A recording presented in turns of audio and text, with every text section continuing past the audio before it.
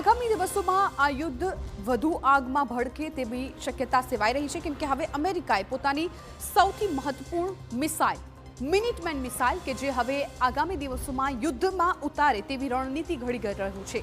આ મિનિટમેન મિસાઇલ કેટલી ઘાતક છે તેની જાણકારી આપીએ। સૌથી સૂચક અને સૌથી અસરકારક આ મિસાઇલ માનવામાં આવે છે। લાંબી રેન્જની ICBM મિસાઇલ હોવાનું કહેવામાં આવી રહ્યું છે। મિનિટમેન મિસાઇલ કે જે એક જ મિનિટની અંદર કોઈ પણ વિસ્તારને ખાત્મો બોલાવવા તૈયાર છે। ન્યુક્લિયર હુમલો કરવા માટે પણ આ મિસાઇલ સક્ષમ હોવાની માહિતી સામે આવી છે। જમીનથી લોન્ચ થવાની ક્ષમતા પણ આ મિનિટમેન મિસાઇલ છે એ ધરાવે છે અને આગામી દિવસોમાં હવે આ જ મિસાઇલ યુદ્ધમાં ઉપયોગમાં લે અમેરિકા તેવી શક્યતાઓ છે। 24,000 કિલોમીટર પ્રતિ કલાકની ઝડપે આ મિસાઇલ છે એ કામગીરી કરવા માટેની પણ ક્ષમતા ધરાવે છે।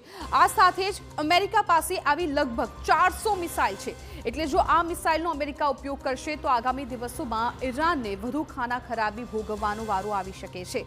મિનિટમાં જ હુમલા કરવા માટે આ મિસાઇલ સક્ષમ છે, જેના કારણે જ તેને મિનિટમેન મિસાઇલ કહેવામાં આવે છે।